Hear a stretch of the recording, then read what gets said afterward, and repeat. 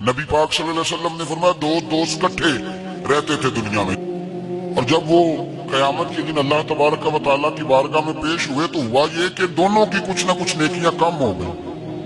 समझ ले दोनों के 80% नंबर आए, 20-20% में फेल हो गए। अब 100% नंबर चाहिए था जन्नत में जाने के लिए। अब वो दोनों 20-20% नेकियां ढूंढने निकले।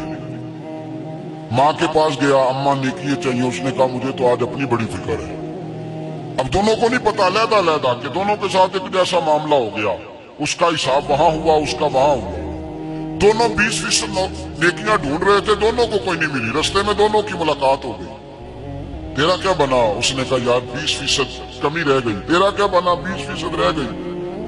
अब दोस्त थे ना दोस्त, दुनिया में भी सौदा नेकी का, आखिरत में भी नेकी का। एक कहने लगा यार तू इस तरह कर, मेरी वाली भी ले, तू तो जन्नत में जाना। दोस्त थे ना, हुजूर फरमाते हैं कहने लगा तू मेरी ले, तू तो जा ना, चलो एक तो जाए ना। फरमाते हैं उसने उसको नेकियां दे दी, वो जन्नत के दरवाजे पे गया तो उसके दिल में ख्याल आया मैं कितना खुदगर्ज हूं, मैं कितना खुदगर्ज हूं।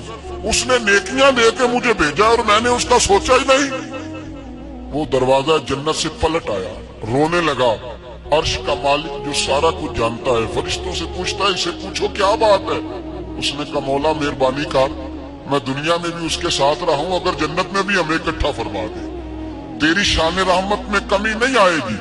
मेरे मुस्तफा करीम फरमाते हैं उस दोस्त की बरकत से अल्लाह दूसरे को भी जन्नत अता फरमा देगा, अल्लाह दूसरे को भी जन्नत दे देगा उस दोस्त की बरकत से।